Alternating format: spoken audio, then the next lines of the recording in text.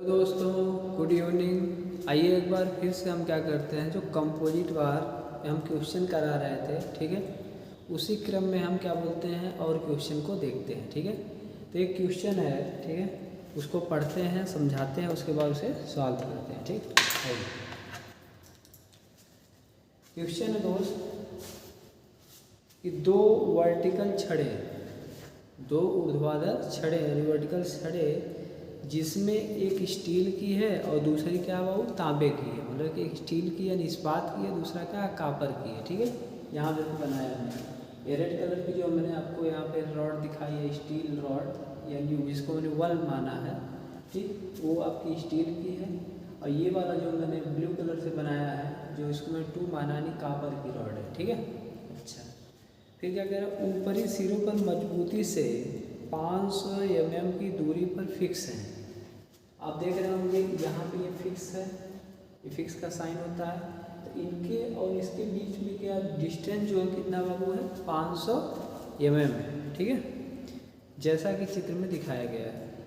दोनों छड़ों की लंबाइयाँ क्या है, 4 मीटर है। दोनों जो छड़ हैं उनकी लंबाई कितनी है, 4 मीटर। उसे रिप्रेजेंट कर देते हैं यहाँ पे। दोनों छड़ की लंबाई कितनी है दोस्त, 4 मीटर। यहाँ पे 4 मीटर लिख दिया। ठीक, अच्छा 4 मीटर है तो उसे हम mm में चेंज कर लें। आप जानते हैं क्यों करना है, ठीक है, तो हम जानते हैं 1 मीटर में 1000 mm होता है, इसलिए 10/3 mm इसको लिख दिया, लिखने में आसानी होगा।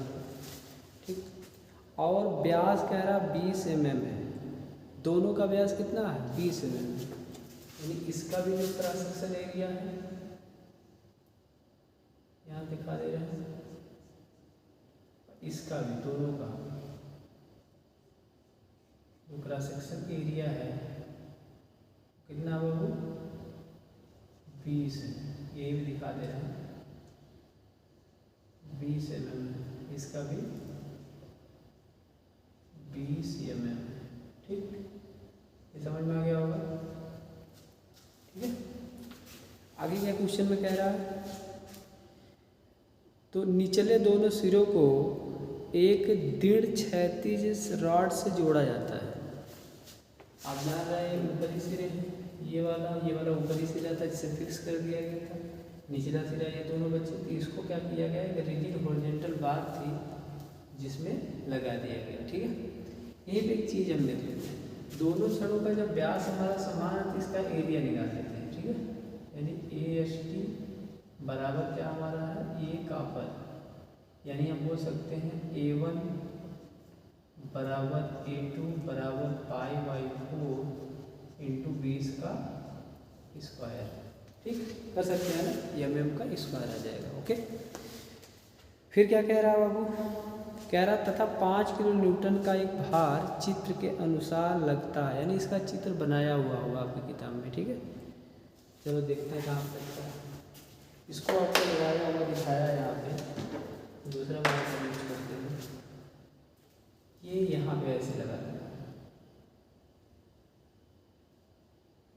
5 किलो न्यूटन, यानी इसको लिख सकते हो 5 × 10⁻³ न्यूटन। ठीक, अच्छा, इस पॉइंट को हम मान लेते हैं यहाँ पे जो लगा है ये यस, क्या है, यस पॉइंट, ऐसा बनाया गया। ठीक, आगे क्या पढ़ा, 5 किलो का चित्र के अनुसार लगा है, जो दृढ़ छड़ क्षैतिज है, जिससे दृढ़ छड़ क्या है, क्षैतिज रहती है, यानी ये जो आपकी बार थी इससे आपका होरिजेंटल रहती है, यानी ऐसे इंक्लाइंड या वर्टिकल की तरफ नहीं जाती बल्कि होरिजेंटल रहती है इस भार के लगाने के कारण। ठीक है, फिर क्या रहा है क्वेश्चन में कि भार की स्थिति बताइए, मतलब भार जो है कितनी दूरी पर लगेगा, इस बात को हमें यहाँ पे बताना है।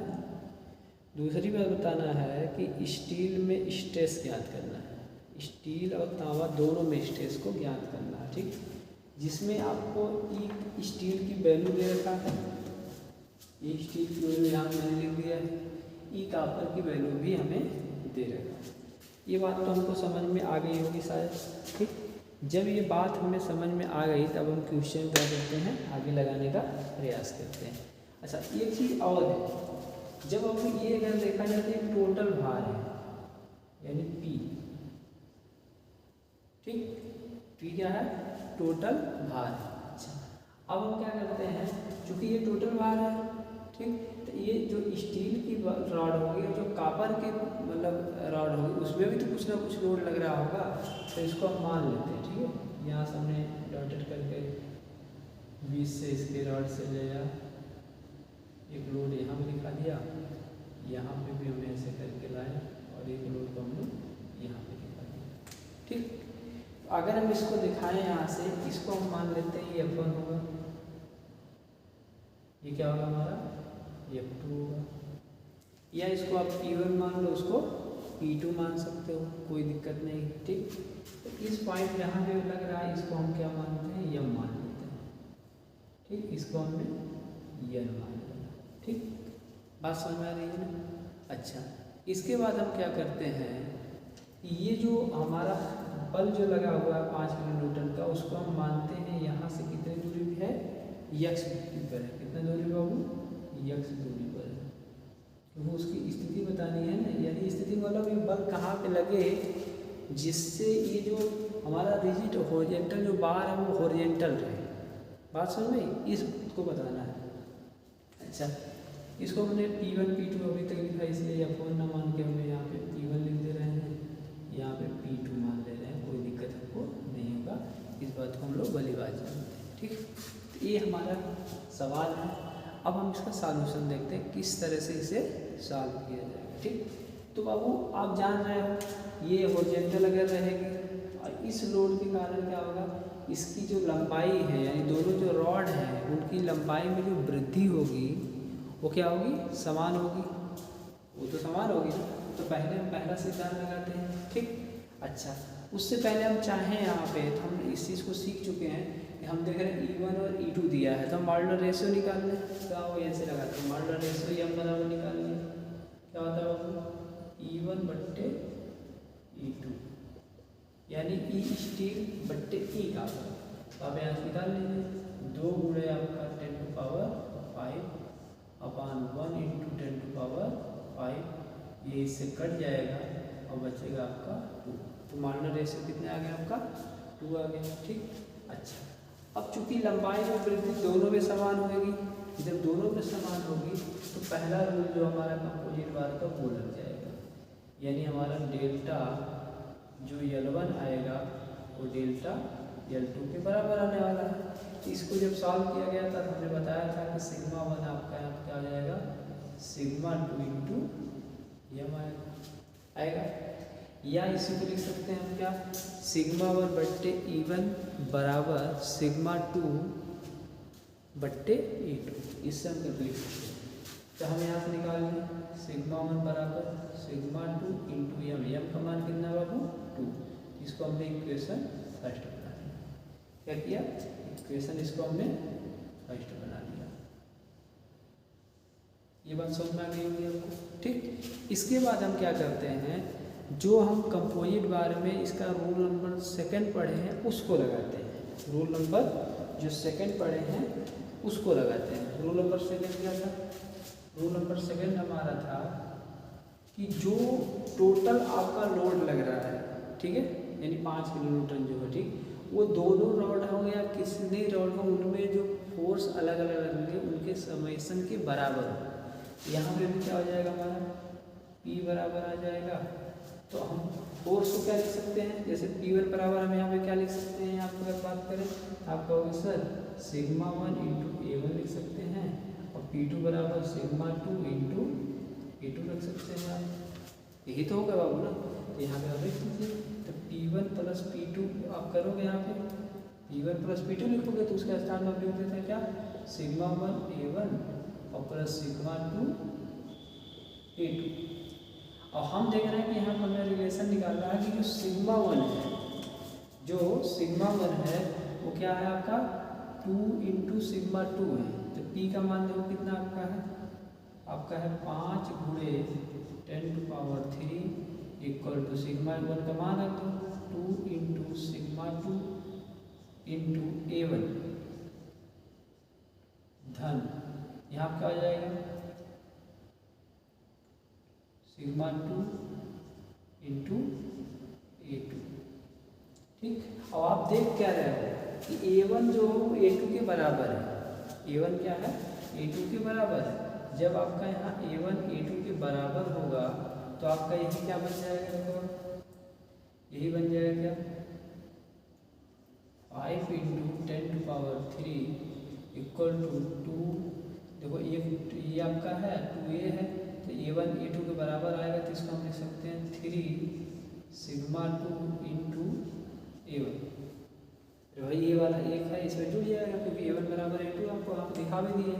यानी हमारा यहाँ से अगर इसको लिखना चाहेंगे हम तो हो जाएगा 5 इंटू 10⁻³ बराबर 3 into sigma 2 into pi by बाल वैल्यू कितनी A1 और A2 की, यहाँ से देख लो π/4 इंटू 20 का स्क्वायर। यहाँ से आपका सिग्मा 2 मिल जाएगा। अब सिग्मा 2 कितना आएगा हमें बता रहे हैं यहाँ पे आया हुआ है सिग्मा 2 कितना बाबू? 5.308 ठीक MPa या MPa क्या होता है बाबू? हमने बार बार बताया कि 1 MPa बराबर होता है 1 न्यूटन पर mm²। ठीक है, ये बात समझ में? अच्छा, ऐसे आप क्या करो, सिग्मा 2 अगर निकालना है, क्या निकालना है? सिग्मा 2 निकाल लिया। सिग्मा 1 अगर निकालना है तो सिग्मा 1 बराबर आप क्या करोगे? लिखोगे सिग्मा 2 का मान समीकरण 1 में लिखने पर यहाँ सिग्मा 1 आप निकाल लो। सिग्मा 1 बराबर क्या हो जाएगा? ये वैल्यू कितनी है? 5.308 इंटू 2, यानी सिग्मा 1 जो आ जाएगा वो क्या आ जाएगा? यहाँ से ये आ जाएगा 10.616 MPa। ये हम निकाल लिया सिग्मा 1। ठीक, ये बात समझ में आ गई होगी। ठीक, अच्छा, अब हमको क्या करना है? अब हम चाहें तो ये जो P1 है P2 है उनकी वैल्यू भी हम निकाल सकते हैं। ठीक, देखो P1 बराबर है ना सिग्मा 1 इंटू A1, इसकी वैल्यू निकाल लो, तो यहीं से निकाल लो। P1 बराबर सिग्मा 1 यानी 10.616 इंटू A1 कितना आएगा? यहाँ से कितना वैल्यू होगा? 314। ये हल करोगे तो आपको आ जाएगा 314 mm²। ठीक है, तो वहाँ से आप वैल्यू को रख लीजिए, यहाँ हो जाएगा 314, तो ये हमारा P1 आ जाएगा। ये हल करोगे तो ये वैल्यू आएगी P1 बराबर 333.4 इतना न्यूटन आ जाएगा। ठीक, ऐसे P2 निकालोगे, मतलब जो आपका कापर की रॉड है उसमें जो मतलब फोर्स लग रहा है, देखो P2 का लिखा सिग्मा 2 इंटू A2। सिग्मा कितना आपका 5.308, यह निकालना चाहिए। ठीक है, A2 हो जाएगा क्या? A2 का मान कितना आएगा? वो भी बराबर है 314। इसको अब किया जाएगा कितना आएगा? 0.4 न्यूटन। ठीक, 7 न्यूटन आएगा यहाँ पे, ये बात समझ में आ रही है? अच्छा, अब हम देखें तो क्या मिल गया हमें? P1 भी मिल गया, P2 भी मिल गया, P हमें पता है, अब हमको क्वेश्चन में क्या करना है? हमें पोजीशन बतानी है कि x वाली जो 5 किलो न्यूटन का जो टोटल लोड है वो जो आपका रिजिड हॉरिजॉन्टल बार है वो कहाँ पे हम लगाएं, यही बताना है। इसी बात को तो बताना है। तो अगर मैं इसको उस समय के लिए आपको समझाने के लिए यहाँ पे बना दूँ, मान लो एक ऐसे लाइन है, ठीक, जहाँ पे ये पॉइंट क्या हमारा यम है, यहाँ पे क्या है यस है, यहाँ क्या बाबू यन। बोलो, ये बात समझ में आ रही है? ये बात आपको समझ में आ रही है? ठीक है, चलिए, तो आप देख क्या रहे हो? यम और यन के बीच की डिस्टेंस दिया है कितना? आप कहोगे सर 500 यम। ठीक, और एक चीज़ है क्या? आप कहोगे सर ये जो यस है उस पर आपका 5 गुणे 10⁻³ न्यूटन का बल लगा हुआ है, जो सर क्या बोलते हैं कि यम से यक्स डिस्टेंस पर है। कितने डिस्टेंस पर हो? यक्स डिस्टेंस पे, ठीक। और दोनों यम और एन के बीच का अगर 500 है तो इसका मतलब ये होगा सर कि हमारा यस एन जो आएगा 500 में से सर आप क्या करिए यक्स को घटा दीजिए। बोलो ये बात समझ में आई? हाँ अच्छा, अब क्या करिए आप जो यस पॉइंट है उसी की मूवमेंट निकाल लीजिए। तो लिखिएगा सिग्मा यम यस इक्वल टू 0, यानी बिंदु यस पे हमने क्या किया है? मोमेंट लिया। अच्छा, यहाँ पे हमने एक चीज और देखा, यहाँ पे हमारा P1 है, यहाँ पे हमारा क्या होगा? P2 फोर्स लगा हुआ है, एक तो अब देखो अगर आप यहाँ पे मोमेंट ले रहे हो तो यहाँ का 500 गुणे 10⁻³ तो 0 हो जाएगा, लेकिन आपको अब देखो इसके बाद यहाँ भी फोर्स है n पे, तो ये क्या करेगा? क्लॉकवाइज घुमाएगा, ये एंटी क्लॉकवाइज घुमाएगा। तो यहाँ पे लिख सकते हो क्लॉकवाइज को आप नेगेटिव ले सकते हो और एंटी क्लॉकवाइज को पॉजिटिव ले सकते हो, या क्लॉकवाइज मूवमेंट बराबर एंटी क्लॉकवाइज मूवमेंट, ऐसे लिखो। यहाँ मूवमेंट ले रहे हो तो आपका क्या आ जाएगा? P2 इंटू यहाँ से लेके यहाँ तक दूरी कितनी होगी? 500 माइनस यक्स बराबर P1 एंटी क्लॉकवाइज क्या हो जाएगा? P1 इंटू यक्स, ठीक। यहाँ से वैल्यू रख दीजिए, वैल्यू आपके सामने है 16.7 इंटू 500 माइनस यक्स बराबर P1 कितना है? 3333.4 इंटू यक्स। इसको अगर आप हल करते हो तो यक्स का मान आ जाएगा, ठीक है। इसको हल करोगे यक्स का मान आएगा, थोड़ा सा हल करिएगा, यक्स बराबर आ जाएगा 166.67 mm आ जाएगा, ठीक। जो क्या बताएगा वो, जो क्या बताएगा कि 5 किलो न्यूटन बल को रिजिड हॉरिजॉन्टल बार पे कहाँ पे लगाया जाए जिससे रिजिड हॉरिजॉन्टल बार क्या हो? हॉरिजॉन्टल रहे, जो क्या रहेगा वो हॉरिजॉन्टल रहे। ये बात तो आपको समझ में आ गई होगी, ठीक। क्वेश्चन बहुत अच्छा था, क्वेश्चन समझने लायक है, इसलिए आप इसको मतलब एक बार लगा लीजिएगा मेरे साथ जैसे मैंने लगाया है, ठीक। तो अब हम इसको मिटाते हैं, दूसरे क्वेश्चन की बातें करते हैं, ठीक है। चलिए अब हम एक अगला क्वेश्चन करेंगे। क्या अगला क्वेश्चन करेंगे? अगला क्वेश्चन करने से पहले थोड़ा इसे हम मिटा देते हैं, है ना, मिटाने बात करते हैं।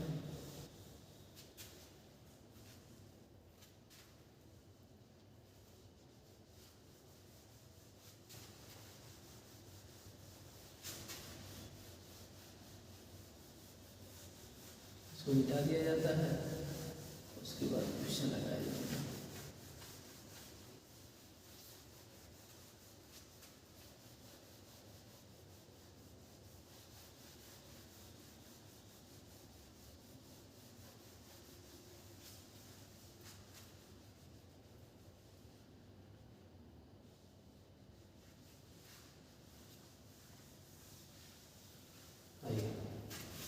अगला क्वेश्चन क्या है? पहले हम चित्र बनाते हैं, पढ़ते हुए, ठीक है। क्या कह रहा है? देखो कह रहा है कि चित्र में एक दृढ़ छड़ 3 अन्य छड़ों द्वारा लटकी रहती है। 3 अन्य छड़ों द्वारा क्या होती है? लटकी रहती है। तो आप पहले सवाल को बनाते हैं, उसके बाद बात करते हैं, ठीक है। ये हमारी बीम है, ओके, है ना।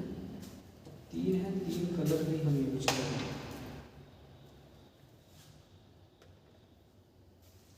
चलिए यहाँ पे हम ऐसे दिखा देते हैं, ऐसे ही यहाँ पे भी दिखा देते हैं, उतनी लंबाई की है।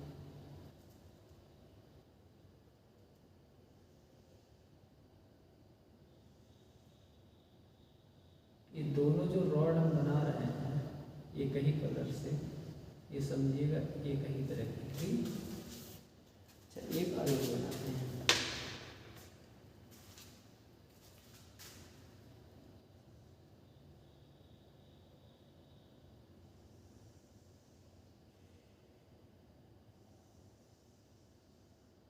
ये ठीक, इसको हम क्या करते हैं,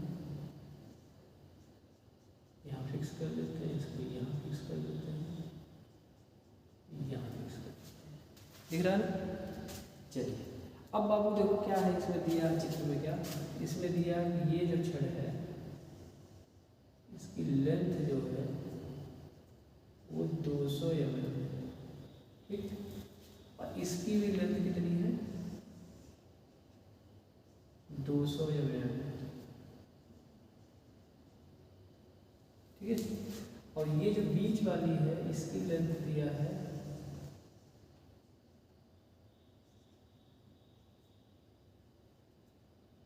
300 mm।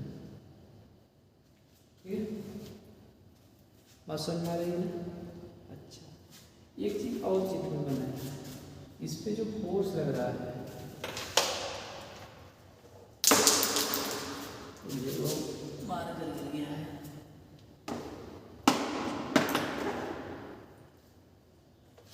इसके बीच की जो डिस्टेंस है, यहाँ पे फोर्स लगाया है ऐसे, यहाँ पे फोर्स लगाया है ऐसे, यहाँ पे भी फोर्स लगाया है ऐसे। ठीक, इनके बीच की जो डिस्टेंस वो x है, इनके भी बीच की डिस्टेंस जो क्या है x। ठीक है, चूंकि इसकी लंबाई बराबर है इसके, ठीक है, और इसका जो एरिया है क्रॉस सेक्शन का, ये क्रॉस सेक्शन हम दिखा दे रहे हैं। ये इसका क्रॉस सेक्शन मैं ये दिखा दे रहा हूँ। ठीक, और इसके क्रॉस सेक्शन को थोड़ा अलग दिखा रहे हैं, इसके क्रॉस सेक्शन को हम यहाँ पे दिखा दे रहे हैं ये। ठीक है, अब जो क्रॉस सेक्शन ये आपका इसका है A1, वही क्रॉस सेक्शन आपका इसका है A1, मतलब एक ही तरह की लंबाई भी बराबर है। इसका क्रॉस सेक्शन क्या हमारा है A2, क्या बाबू A2। ठीक, अच्छा तो अगर इस पे बल जो लग रहा है बता रहा है ये F1 लग रहा है, तो इस पे भी आपका F1 ही लग रहा है, लेकिन इस पे जो बल लग रहा है वो डिफरेंट लग रहा है, जिसको हमने यहाँ पे F2 बोला है। क्या बोला है, F2 बोला है। ठीक है, थोड़ा सा हम क्वेश्चन पढ़ते हैं, उसके बाद इसके बारे में सारी बातें करते हैं। क्वेश्चन क्या है, आइए पढ़ते हैं। क्वेश्चन है चित्र में एक दृढ़ छड़ 3 अन्य छड़ों द्वारा लटकती है। ठीक है, 3 छड़े एक ही वर्टिकल समतल में है, 3 है, पहला दूसरा तीसरा एक ही समतल में है। अच्छा, कह रहा दोनों बाहरी छड़े स्टील की बनी हुई, यानी ये जो छड़ है और ये जो छड़ है ये दोनों स्टील की बनी हुई। किसकी बनी बाबू, स्टील की। ये भी स्टील की है, ये भी क्या है स्टील की। ठीक, इन दोनों को हम पहला नंबर मानेंगे। दूसरी बात क्या कह रहा, बीच की छड़ पीतल की, ये बीच की जो छड़ है ये ब्रास की, इसको सेकंड नाम दे दिया। ठीक, अच्छा इसका डायमीटर जो लंबाई जो कितना बता रहा है 300 mm है, और व्यास है 20 mm। व्यास कितना दिया है इसका 20 mm, तो यही दर्शा देते हैं 20 mm। ठीक, तो इसका एरिया क्या बन जाएगा π/4 × 20 का स्क्वायर। ऐसे कर दे रहे हैं, आपको आसानी रहेगी। ठीक है, अच्छा जो 200 mm था उसका व्यास था 25 mm, यदि इसका का कुछ है, इसका का इसका कितना था 25 mm, तो इसका एरिया का निकालते हैं। चलो इसके एरिया को हम यहाँ पे कहीं दिखा देते हैं। A1 बराबर π/4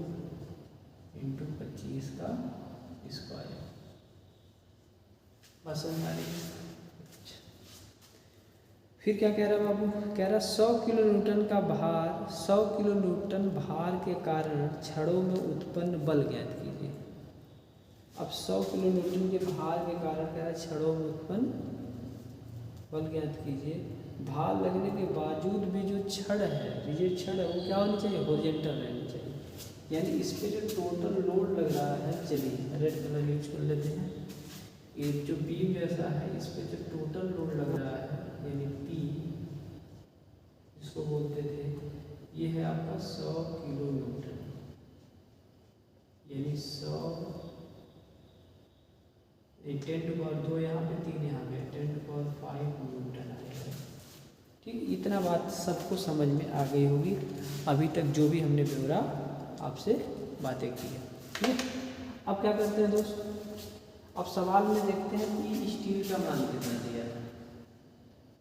ई स्टील जिसको हम E1 मानेंगे यहाँ पे, ई स्टील ये दिया है 2.1 × 10⁵ न्यूटन पर mm², यानी MPa। ठीक है, ऐसे ही ई ब्रास का दिया हुआ जिसको हम E2 नाम देंगे, ई ब्रास। ठीक, कितना दिया है 1.05 × 10⁵ MPa, 10⁵ MPa। ये बातें समझ में आ रही हैं आपको, हैं समझ में आ रही होंगी। यहाँ से आप जो ये पा रहे हैं, यहाँ से आप मॉडल रेशियो निकाल लो, E1/E2 क्या आ जाएगा 2.1 × 10⁵ अपान 1.05 × 10⁵, ये से कट जाएगा, यानी ये आने वाला है कितना 2.1 अपान 1.05। ये मॉडल रेशियो आ गया। क्या है, मॉडल रेशियो आ गया। यहाँ तक सबको बात समझ में आई होगी। ठीक है, आगे बढ़ा जाए, चलिए आगे बढ़ते हैं। सवाल भी आपको समझ में आ गया होगा, अब आपको समझाते हैं सवाल। तो हमारा ये हॉरिजॉन्टल ही रहनी चाहिए। तो आपको पता है कि अगर ये हॉरिजॉन्टल रहेगी तो जो तीनों छड़ हैं, अगर वो तनाव लगेगा तो उसकी लंबाई में, तीनों में लंबाई में जो वृद्धि होगी समान होगी। ठीक है, अगर ये कंप्रेसिव लगता तो तीनों छड़ों की लंबाई में जो कमी होती वो भी बराबर होती। ये क्या है, कंपोजिट बार का प्रिंसिपल है। तो पहला प्रिंसिपल हम लगाते हैं। ठीक, यहाँ पे तो हम एक चीज़ देख रहे हैं बाबू, है तो 3 छड़, लेकिन हम जब सवाल सॉल्व करेंगे तो इसको ही लेके करें, क्योंकि ये भी इसी के बराबर है, वो भी उसी की क्या है, बराबर है। तो ज़्यादा हमें यहाँ भी नहीं सोचना है, बल्कि यहाँ पे भी हमें पहला दूसरा मान लेंगे। ये पहली छड़ हमने माना ही है, जब देख ही रहे हैं, पहला नंबर है स्टील को हमने दे दिया, ब्रास को दूसरा नंबर दिया है, उसी से हम कर लेते हैं। तो सिग्मा L1 बराबर आपको आ जाएगा यहाँ पे सिग्मा L2। इसके लिए जब हम फार्मूला लगाएंगे सॉल्व करने वाला, तो सिग्मा 1 बराबर हमारा आ जाएगा ट्वाइस, सिग्मा 1 बराबर क्या आएगा वो हमारा यहाँ पे बराबर है ना, सही है।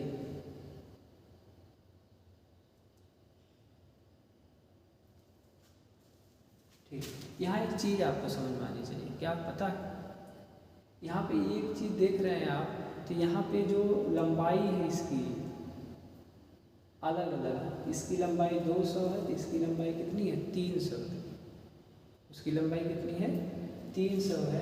तो यहाँ पे अब ये सिद्धांत पूरा लगाएंगे तब सवाल लगेगा, नहीं तो आपको गड़बड़ा जाएगा। और दिखाते हैं, ठीक है।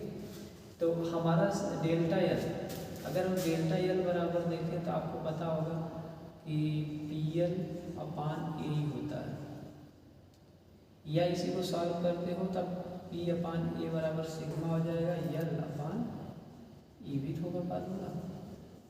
ठीक, चूँकि लेंथ जो है इसकी 200 है, इसकी 300 है, बराबर रहती तो कट जाता, तो सिग्मा 1 बट्टे से इवन हो जाता, लेकिन ऐसा यहाँ पे नहीं है। इसके कारण क्या हो जाएगा यही, अब यहाँ फार्मूला बनेगा सिग्मा 1 L1/E1 बराबर सिग्मा 2 L2/E2। हुआ। अब देखो यहाँ से अगर हम सिग्मा वन निकालते हैं तो क्या हो जाएगा, ये वाला E1 यहाँ ऊपर चला जाएगा, E1 बट्टे E2 हो गया, इंटू L2 आपका वहाँ था ही, L2 बट्टे L1 हो गया, ठीक, इंटू और सिग्मा 2। अब देखो ध्यान से, यहाँ से अगर हम सिग्मा वन निकाल रहे हैं तो अब E1 बट्टे E2 का मान हमने निकाला है 2.1 अपान 1.05 इंटू L2 मतलब 300 बट्टे L1 मतलब 200 इंटू सिग्मा 2, 2 0 से कट जाएगा, कटा। यहाँ से हमारा सिग्मा वन बराबर मिलेगा सिग्मा 2 इंटू इसका इसमें मल्टीप्लाई कर लो, 3 × 3 2 6 बट्टे यहाँ हो जाएगा 5 दूनी 10 और 2 25 10 0 यानी 1, यहाँ हो जाएगा और 0.2, ये मिल गया। ये हमें मिला सिग्मा वन बराबर, क्या मिला होगा, सिग्मा वन बराबर मिला यहाँ से। अच्छा, जब हमें सिग्मा वन बराबर मिल गया, ठीक, ये बात समझ में आ रही है, सिग्मा वन बराबर हमें इतना मिला जो हमने यहाँ पे सॉल्व किया।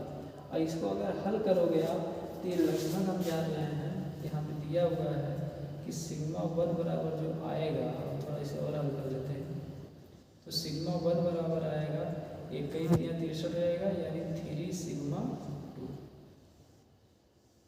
अब इसको कर लेते हैं, ये इक्वेशन फर्स्ट कर दिया, ठीक, ये बात समझ में। अच्छा, अब क्या है, कंपोजिट बार का सेकंड हमारा जो रूल है उसको लगाते हैं। क्या था सेकंड रूल हमारा? सेकंड रूल कहता है, ठीक है, कि जो आपका टोटल लोड है, ठीक, उसके बराबर जितनी रॉड है उनमें जितना फोर्स लगा हुआ उनको हम जोड़ लेते हैं।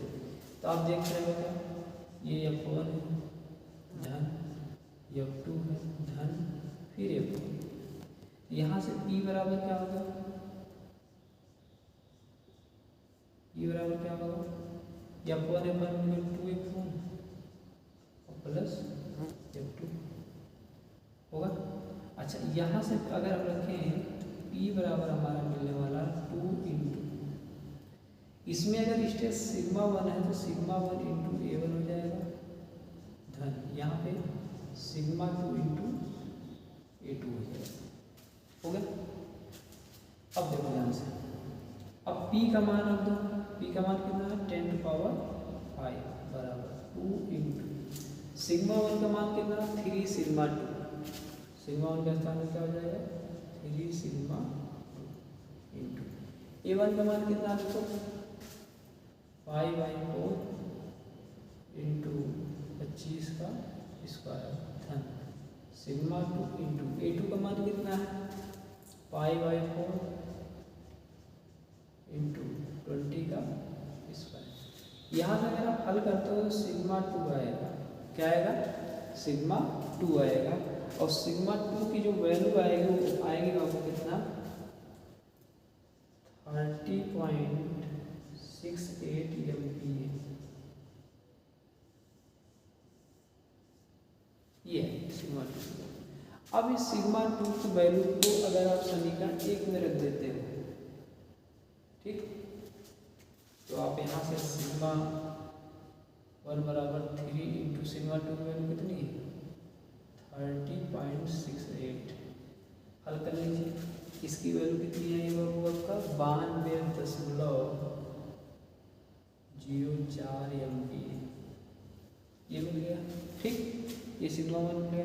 अच्छा, क्वेश्चन में बात कहा था वो भार लगने के बावजूद भी क्षैतिज रहे, बल ज्ञात करना है, छड़ों में क्या करना है, बल ज्ञात करना है कि छड़ों में बल कितना होगा, ठीक है।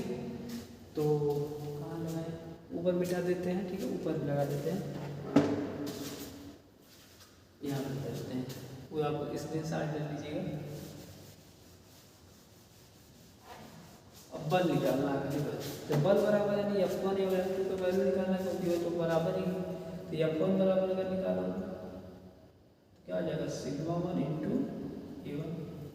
सिग्मा 1 है कितना, सिग्मा 1 आपका 92.04 इंटू A1 कितना है π/4 इंटू 25 का स्क्वायर। हल करेंगे, हल करने पे ये आएगी वैल्यू क्या 45,180 न्यूटन।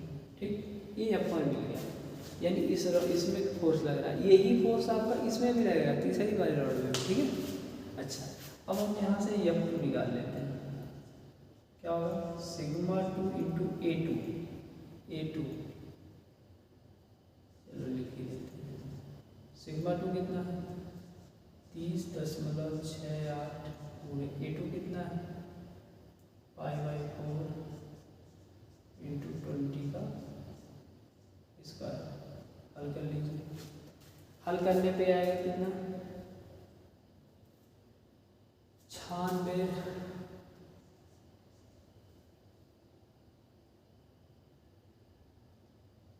40।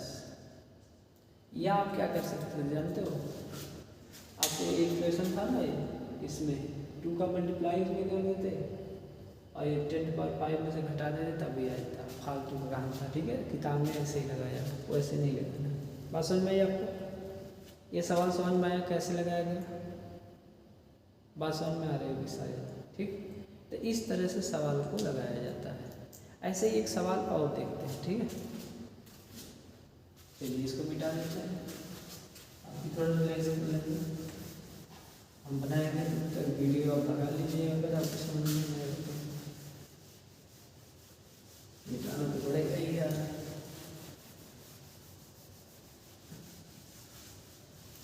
आइए अगला सवाल करेंगे। अगला सवाल क्या कहता है, कह रहा है कंक्रीट के बने एक कॉलम की काट, कंक्रीट का बना हुआ एक कॉलम। ठीक है, कॉलम समझते हो ना, जिसमें कंप्रेसिव फोर्स लगता है, 200 गुणे 300 mm का है। ठीक, तो पहले हम इसको बना भी लेते हैं। चलिए ब्लैक कलर यूज करते हैं। ये कॉलम का टॉप व्यू बनाया गया, क्या बनाया गया वो टॉप व्यू। ठीक, कितना है 200 गुणे 300, यानी ये आपका 200 mm में है, याद रखना। ठीक, और ये 300, यानी एक तरह से रेक्टेंगुलर से क्रॉस सेक्शन। ठीक, अच्छा फिर क्या इसमें बोला, इसमें 4 स्टील की रॉड कॉलम के चारों कोनों पर उसकी पूरी लंबाई में लगी हुई। ठीक है, तो आइए इसको रेड कलर से बनाते हैं। एक आपको यहाँ पे लगाया, एक आपको यहाँ पे स्टील की रॉड लगाया, यहाँ पे लगाया है और यहाँ पे। ये 4 जो है क्या बोलते हैं स्टील की रॉड लगा रखा है इसमें। ठीक है, अच्छा थोड़ा सा इसमें सीमेंट जो होता है आप जानते हो, साइन होते हैं, गिट्टी विट्टी होती है ना उसमें, ऐसे ऐसे बना दीजिए ताकि लगे गिट्टी विट्टी है ना। या लिखना चाहते हो तो लिख सकते हो top view of column, top view of. यहाँ तक तो समझ में आया होगा ना। आइए अब इसके बाद क्या होगा, अब कह रहा है देखो, कह रहा है कि चारों कोने को लगे हैं पूरी लंबाई में, इस कॉलम पर 400 किलोन्यूटन का दबाव बना, कंप्रेसिव बल यानी कंप्रेसिव फोर्स एक्सिस पर लगा है। क्या एक्सिस पर लगा है, तो इसको भी बना देते हैं। चलिए ये हम इसको क्या करते हैं, इसी सीधे बना देते हैं। ये मान लिया मैंने यहाँ फिक्स कर दिया इसको, और यहाँ से इसको ऐसे काट देते हैं। ठीक है, और इसकी हम यहाँ से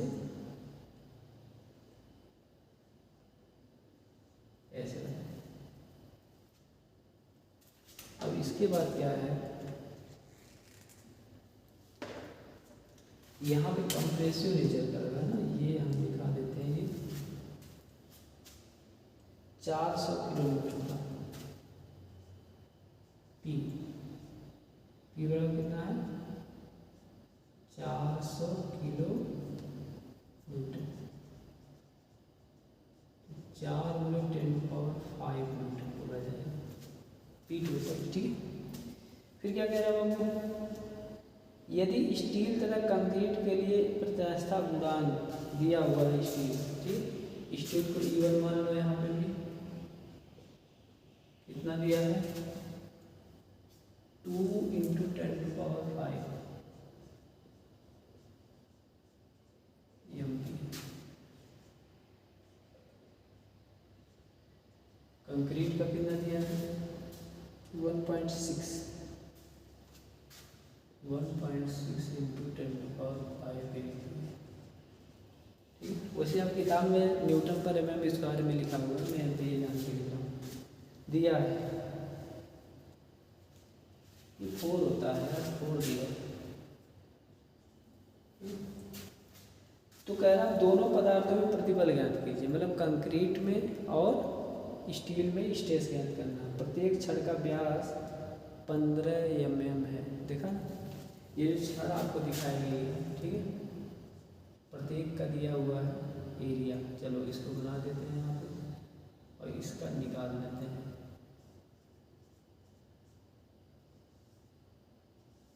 कितना 15 क्या होगा ये ना। अब इसका अगर हम एरिया निकालें एक का, इसको हम स्मॉल में लिख देते हैं, ठीक है, ये बराबर क्या आ जाएगा 5/4 × 15 का स्क्वायर होगा। एक रॉड का ऐसे कितनी रॉड लगी, 1 2 3 रॉड लगी, 4 रॉड लगी है, तो संपूर्ण एरिया रॉड का क्या हो जाएगा, उसको हम AR से देखो दर्शाती है, ठीक है। तो 4 × स्मॉल में हो जाएगा, तो हल करोगे तो 4 × 5/4 × 15 का स्क्वायर, ये 4 4 कर जाएगा, तो AR अब हल करोगे तो आ गया क्या 5 × 15 का स्क्वायर, ठीक है, इतना mm² आ जाएगा। चलो इसको मैं ऐसे धीरे दे रहा हूँ, आपको समझ में आएगा। यहाँ तक बाबू बात समझ में आई होगी आपको, ठीक। हमें रॉड का एरिया मिल गया चारों रॉड का, ठीक है। अब अगर हम ये इसका क्रॉस सेक्शन का एरिया निकालें, ठीक है, तो इस क्रॉस सेक्शन का एरिया को लिख देते हैं हम यहाँ पे, एक क्रॉस सेक्शन का एरिया, ठीक है, CS का मतलब क्रॉस सेक्शन क्या हो जाएगा 200 × 300 यानी 6 × 10⁴ mm का स्क्वायर, mm का स्क्वायर। बात समझ में? अच्छा, अब अगर हम चाहें, देखो हमें रॉड का एरिया मिल चुका है, अब जो कंक्रीट उसके अंदर है उसका एरिया हम निकालें। कंक्रीट के एरिया को हम लिखते हैं AC लिख देते हैं, ठीक है, C मतलब कंक्रीट, तो उसका एरिया क्या होगा, संपूर्ण अधिक क्रॉस सेक्शन का जो एरिया है माइनस क्या करिए रॉड का एरिया घटा लीजिए, तो इसका है 6 × 10⁴ माइनस 5 × 15 का स्क्वायर। तो आप कंक्रीट का एरिया अगर निकालेंगे यहाँ से तो कितना आया है, कंक्रीट का क्षेत्रफल आएगा आपका घटाने पे 59,293.6 mm का स्क्वायर। याद है, ठीक, समझ में आ रहा सारा। अच्छा, ये बात हम यहाँ तक लगा चुके हैं, यहाँ तक हम बातें समझ चुके हैं। अब हम क्या करते हैं, करते हैं, चूँकि देखो जो रॉड होता है, जो कंक्रीट होता है ना, उसका जो कॉलम बनाया जाता है, अगर उस पर कंप्रेसिव फोर्स लग रहा है तो उसकी रॉड में जितनी लंबाई में कमी आएगी उतने ही कंक्रीट में भी आएगी, तभी हो सकता है। या टेंसाइल फोर्स सिर्फ लगाया जाता तो जितना वृद्धि होती उतना कंक्रीट में भी होती, ठीक है। इसलिए उस सिद्धांत को पहला सिद्धांत हमारा यहाँ लग जाएगा, पहला सिद्धांत क्या था? पहला सिद्धांत था हमारा कि मतलब डेल्टा, चलो स्टील को हम क्या करते हैं 1 मान लेते हैं, कंक्रीट को 2 नंबर दे देते हैं, ठीक है। तो यहाँ से अगर हम बात करें डेल्टा L1 बराबर फिर आएगा डेल्टा L2 आएगा, ठीक। अच्छा यहाँ से हल करिए तो आपको जानते हो सिग्मा 1 बराबर आता है सिग्मा 2 इंटू एम। एम बराबर क्या होगा, देखो यही निकालना जब आपको ये पता है E1 बट्टे E2, 2 गुणे 10 टू पावर 5 बट्टे 1.6 इंटू 10 टू पावर 4, यही आएगा ना। बोलो ये बात समझ में आ रही है? हाँ, तो इसको अगर हल करते हो आप, ये आएगा 12.5, मॉडुलर रेशियो कितना आ जाएगा 12.5। अगर वो 12.5 आ रही है तो इसका मतलब सिग्मा 1 बराबर हमारा जो सिग्मा 2 आएगा इंटू 12.5। ये बात समझ में आ गई? हाँ, यहाँ से हमें देखें तो एक रिलेशन हमको मिल चुका है, पहला रिलेशन, ठीक। अच्छा अब हम दूसरा सिद्धांत लगाते हैं। दूसरा सिद्धांत क्या होगा, इस पे जितना कंप्रेसिव लोड है, जो कंप्रेसिव लोड आपका आया टोटल P बराबर क्या होगा, जो P रॉड में लगेगा, रॉड में जितना आपका फोर्स लग रहा होगा और प्लस और P कंक्रीट में जितना फोर्स आपका लग रहा होगा उसके समेशन के बराबर होगा। या इसी को लिखना चाहो लिख सकते हो P बराबर, अब चूंकि रॉड को हमने 1 माना, ठीक है, क्या माना है 1 माना है, कंक्रीट हमने 2 माना है। यहाँ भाषा में लिख सकते हैं सिग्मा 1 A1 धन सिग्मा 2 A2। अब देखो जो P का मान कितना है 4 गुणे 10 टू पावर 5 बराबर सिग्मा कितना है सिग्मा 2 इंटू 12.5 गुणे A1 कितना हुआ, A1 का मतलब यहाँ पे आपका जो रॉड है उसका एरिया कितना आया है पाई इंटू 15 का स्क्वायर धन सिग्मा 2 कितना है, सिग्मा 2 का सिग्मा 2 इंटू AC कितना है 59,293.6। यहाँ से अगर आप हल करते हो तो सिग्मा 2 की वैल्यू आती है, और सिग्मा 2 की वैल्यू कितनी आती है, देखो हल करने के बाद सिग्मा 2 की वैल्यू आती है 5.787 MPa। इसका मतलब ये क्या है, ये सिग्मा 2 क्या था, कंक्रीट को माना था मैंने, तो कंक्रीट में इतना स्ट्रेस आएगा, ये बात आपको समझ में आ गई। अच्छा इसी सिग्मा 2 का मान अगर समीकरण 1 में रख दिया जाए तो सिग्मा 1 आ जाएगा। तो सिग्मा 1 कितना आएगा, सिग्मा 1 कितना आएगा, सिग्मा 2 कितना 5.87 इंटू 12.5 और सिग्मा 1 बराबर आ जाएगा, पूरा करने के बाद यहाँ से आपका 73.375 MPa।